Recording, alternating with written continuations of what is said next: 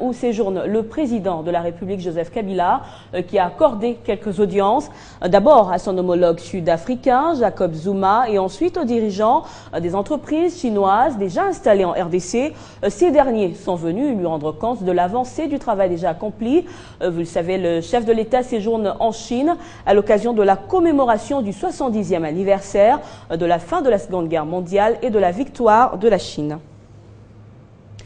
On revient au pays. Le film L'homme qui répare les femmes, la colère d'Hippocrate, est interdit d'être diffusé sur l'ensemble du territoire national. Une décision du gouvernement de la RDC. Eh bien, ce film réalisé par Thierry Michel et Colette Brackman retrace le portrait du gynécologue Denis Mukwege dans sa lutte contre les violences sexuelles au Sud Kivu.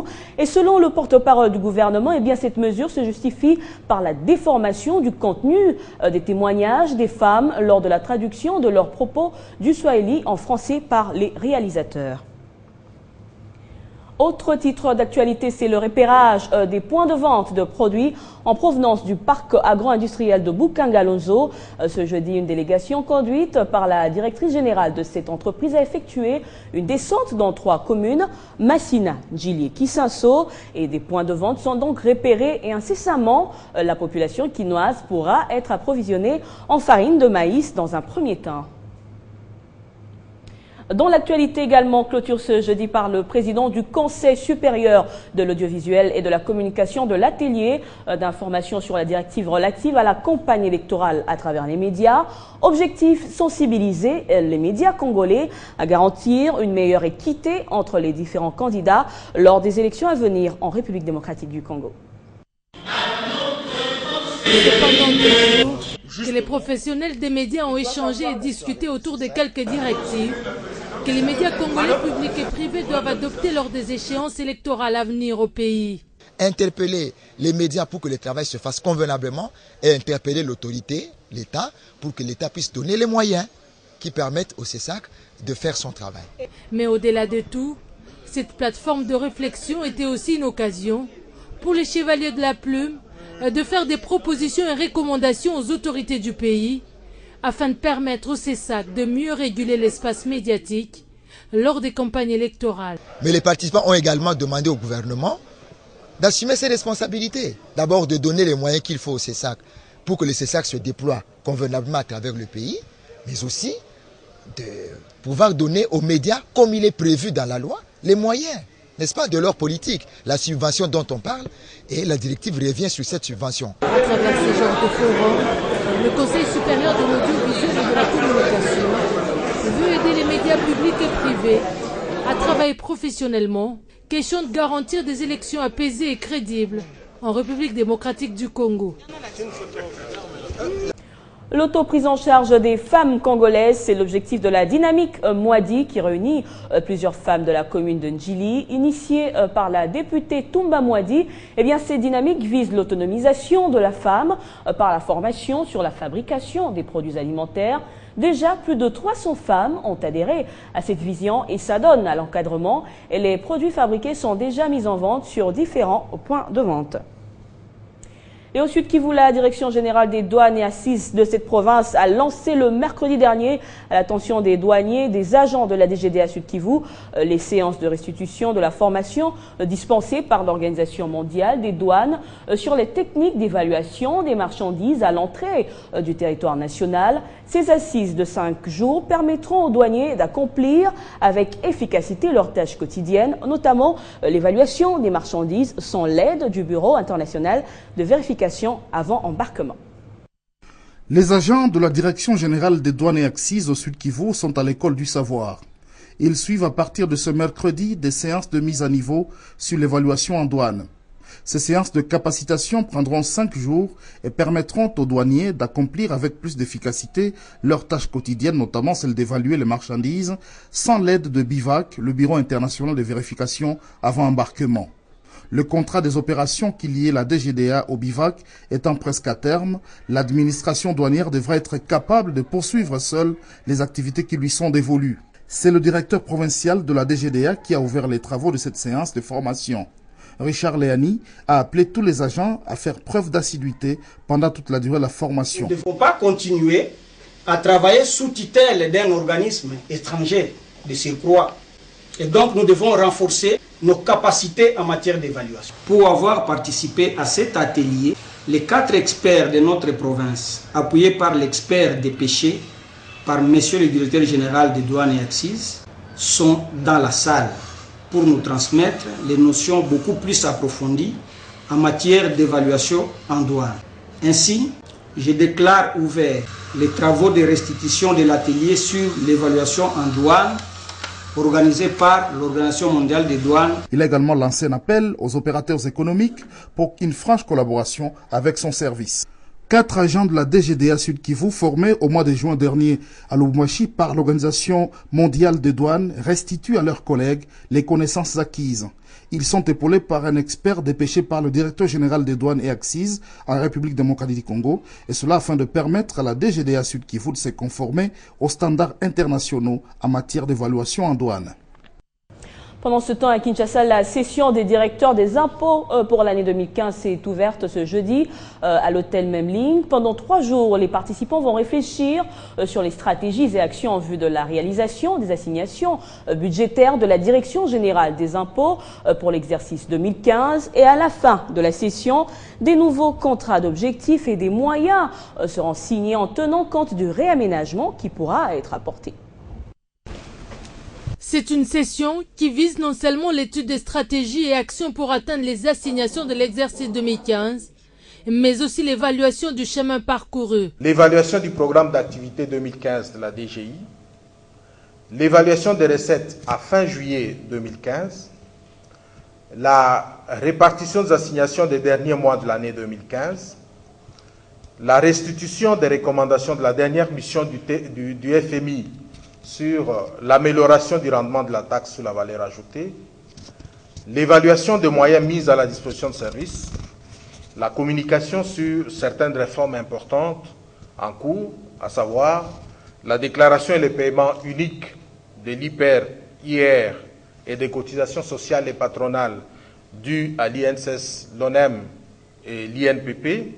Autre point abordé, c'est l'évaluation des recettes, principal objet de ces assises dont la loi de finances 2014 pour l'exercice 2015 sur les assignations de la DGI. La loi des finances a assigné à la Direction générale des impôts des recettes hors pétroliers producteurs de 2374,7 milliards de francs congolais.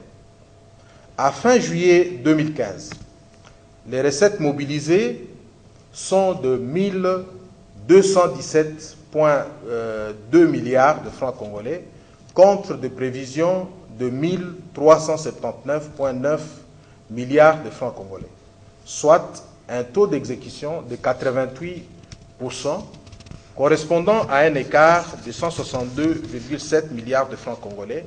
À la fin de ces travaux de 3 jours, des nouveaux contrats d'objectifs et des moyens seront signés, tout en tenant compte des réaménagements qui pourront être apportés.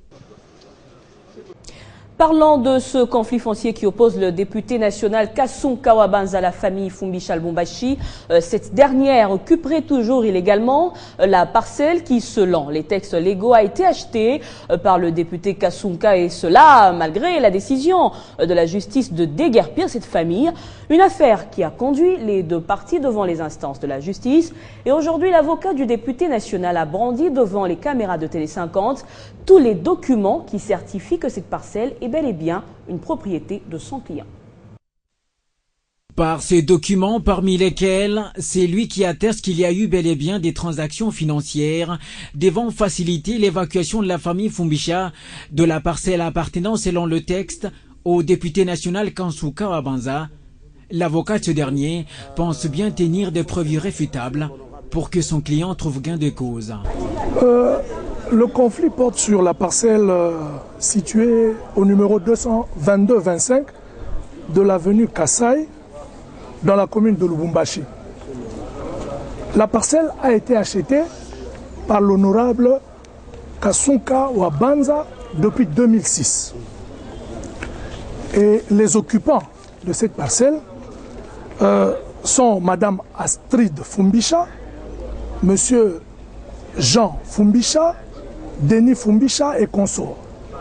l'honorable, après avoir acheté, les a approchés pour qu'ils puissent libérer le lieu dans un climat amical. Raison reconnue même devant les cours des tribunaux de l'ex-Katanga.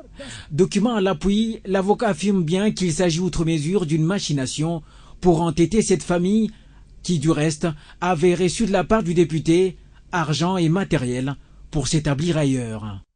L'affaire remonte à 2006 et suscite une forte polémique dans cette partie du pays, alors que le député se préparait à utiliser la force telle que le lui autorise la justice. À la famille, nous regrettons la mauvaise foi manifeste affichée par les membres de cette famille, parce qu'en fait, l'honorable a cru à leur bonne foi, ce qui n'est pas le cas aujourd'hui. Non seulement qu'ils n'ont pas respecté la transaction signée comme nous l'avons montré, mais seulement ils se sont permis d'imputer quoi que ce soit sur la personne de l'honorable. Espérant ainsi raisonner la famille Fumbisha, l'avocat plaignant croit tout de même à un dénouement heureux. Autre sujet, le PPRD se prépare lentement mais sûrement vers une structuration digne d'une force politique vigoureuse, à l'image du Grand Congo, raison pour laquelle Carole Aguito, cadre de ce parti, vient de réitérer son appartenance à ce parti porte-étendard en retirant tôt ce matin sa carte de membre du PPRD, une descente qui répond à l'appel lancé il y a peu par le secrétaire général du parti, Henri Movasakani, à l'intention des cadres et militants du PPRD. Une ambiance particulière a régné ce jeudi au siège du PPRD dans la commune du Lagombe, qui s'est vu honoré par cet acte posé par l'une de ses dignes filles, accompagnée de son cabinet et qui également a posé l'acte de confirmation sous les ovations d'une foule de sympathisants. Suivant la procédure du remplissage de l'affiche, la capture de la photo à la cellule technique, puis l'impression de la carte lui remise par le secrétaire général Henri Movasakani, à présent pour la circonstance. Merci à Ebele Ndengeboye Kotika Mama Carole pour avoir baptême na preuve que Azali Penza Mutu a PPRD.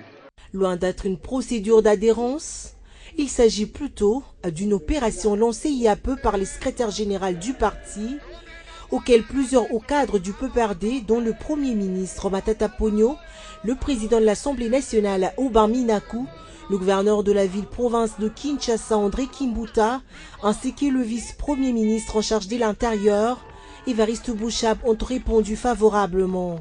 Une opération qui vise l'inscription des anciens et nouveaux membres du parti, question de mieux connaître son effectif. Avec comme objectif majeur la conservation du pouvoir, cette opération fait partie des stratégies des nouveaux secrétaires Henri Mova qui vise la consolidation des positions du parti avant les échéances électorales. Un invité dans ce journal, Dionit Kanida, il est chargé de communication pédagogique Canal+. Bienvenue Dionit. Merci beaucoup, Grâce. Alors, vous avez rajouté des chaînes dans les bouquets Canal+, en général, mais particulièrement 4 chaînes créées, chaînes sport. Quelle est la motivation de ce changement? Merci pour l'invitation. D'abord, nous avons créé 4 nouvelles chaînes de sport. Canal+ Sport 1, Canal+ Sport 2, Canal+ Sport 3 et 4. Et les motivations sont les suivantes. D'abord, il a fallu que nous puissions satisfaire un besoin de nos abonnés, le besoin de pouvoir leur donner accès à tous nos programmes sportifs. Ça, c'est de 1. De 2, nous avons des droits de diffusion de plusieurs championnats. Déjà, les grands championnats européens dont nous disposons le droit. Nous avons, dans les saisons passées, eu un peu difficile à proposer tous les matchs parce que on avait peu d'espace. Vous le savez que la télévision, c'est le temps. Quand vous avez 1 minute à la télévision, c'est un investissement. Et là, on avait peu d'espace, mais avec beaucoup de